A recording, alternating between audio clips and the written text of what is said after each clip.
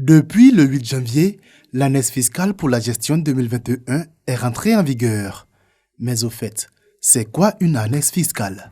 Nous avons posé la question à l'Ivoirien lambda avec des réponses qui en disent long sur la méconnaissance de ce document, pourtant si important dans la vie économique. Annexe fiscale, j'entends parler mais je ne sais pas vraiment de quoi il s'agit. Pour moi, l'annexe fiscale, c'est lorsque l'on fait face à l'augmentation de certains produits sur le marché.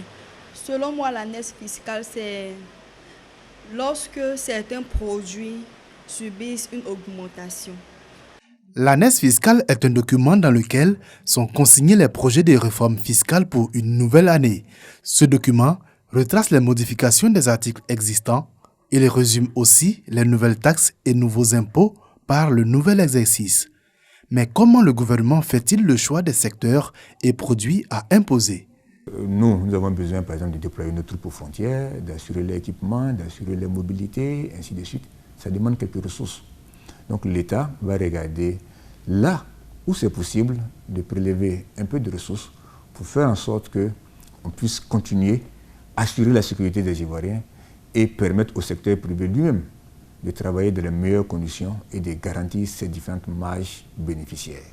Donc l'État aussi va faire en sorte que les mesures qu'il va prendre ne touchent pas le plus grand monde, en tout cas ne soient pas trop oppressantes pour la population. On note ainsi cette année une autre augmentation de la taxe sur la valeur ajoutée TVA de plusieurs produits comme le tabac. L'article 14 de l'annexe fiscale pour la gestion 2020 a procédé à un relèvement du taux des droits d'accise sur le tabac, qui est passé de 37 à 38%. Les boissons alcoolisées titrant à 35 degrés d'alcool connaissent elles aussi une taxation à 45%.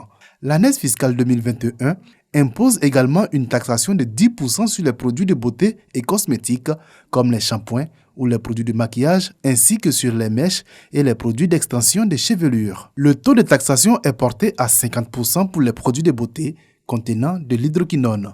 Pour les professionnels du secteur et les consommateurs, il ne fait aucun doute, il y aura augmentation de prix. Les femmes n'ont pas l'argent, ils se plaignent pour venir payer. Maintenant, ils vont augmenter encore là. On est foutu, hein? Nous, on ne peut pas augmenter comme ils augmentent là. Parce que si nous, on veut augmenter trop là, nous, on peut faire couper dans notre bénéfice. S'il y a un produit qui avant, là, on gagne 300, on gagne 200, on peut faire gagner 150 pour que le client achète rapidement, que ça passe. Mais jamais on laisse nos cheveux comme ça. Parce que les mèches sont déjà chères. Si ça augmente encore là, on fait nappy. Autre mesure de l'annexe fiscale qui cristallise les attentions actuellement, la taxation du riz de luxe et de la viande importée.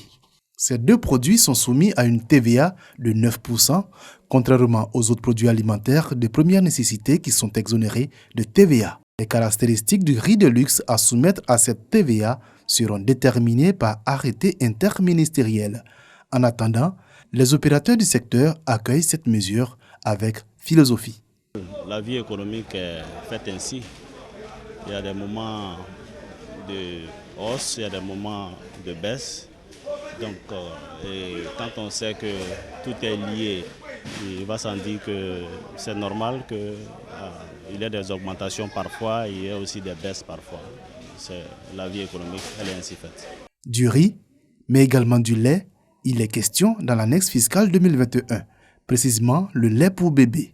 Mais ici, il ne s'agit pas d'une nouvelle taxe, mais une précision sur un texte antérieur qui s'appliquait à ce produit. La vérité, c'est depuis 2011 que l'État de Côte d'Ivoire s'est doté d'une législation en matière de taxation des produits laitiers, et ça en ligne avec les directives de l'UEMOA. Nous avons pensé que, compte tenu de la nature du lait infantile, il fallait peut-être ramener ce type de lait-là à une taxation de TVA de 9%.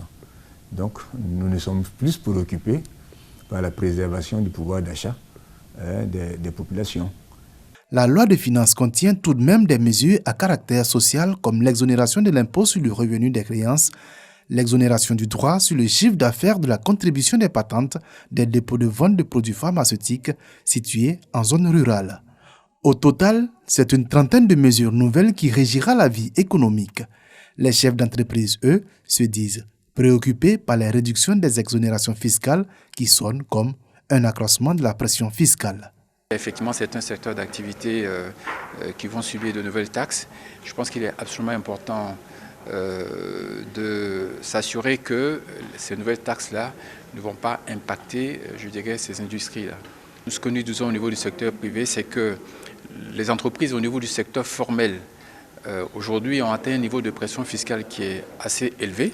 Il faut donc élargir l'assiette fiscale en essayant, je dirais, de demander beaucoup plus de contributions au niveau, je dirais, du secteur informel. Si elles sont applicables depuis le 8 janvier, certaines de ces mesures sont encore au centre des négociations entre l'État et le secteur privé.